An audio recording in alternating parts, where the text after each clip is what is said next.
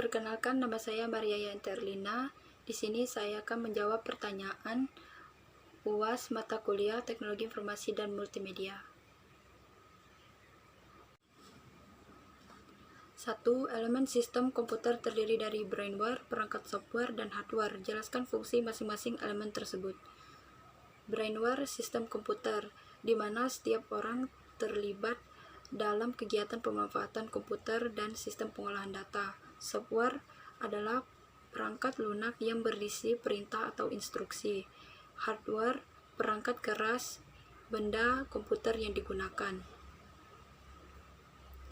2. Jelaskan yang Anda ketahui dengan email, media sosial, blog, dan website.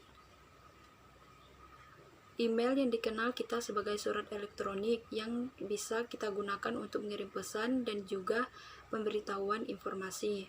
Media sosial adalah media yang kita gunakan saat ini untuk berkomunikasi dengan orang lain tanpa harus bertemu.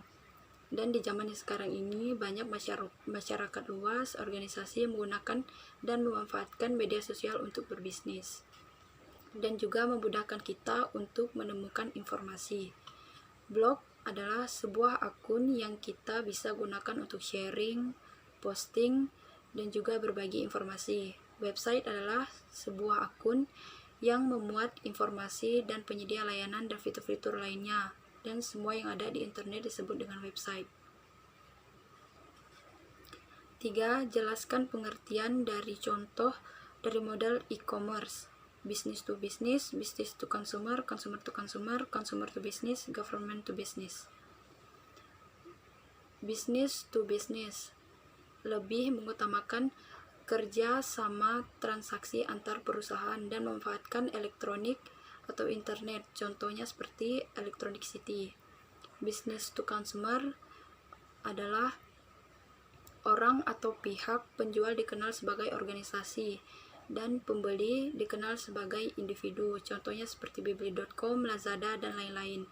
Consumer to consumer adalah yang meliputi segala transaksi elektronik barang atau jasa antar konsumen, contohnya seperti marketplace, seperti Tokopedia, Bukalapak, Shopee, dan lain-lain. Consumer to business adalah sebuah bisnis di mana sekelompok individu menyediakan layanan jasa atau produk mereka bagi perusahaan yang mencari produk dan layanan tersebut, contohnya seperti freelancer.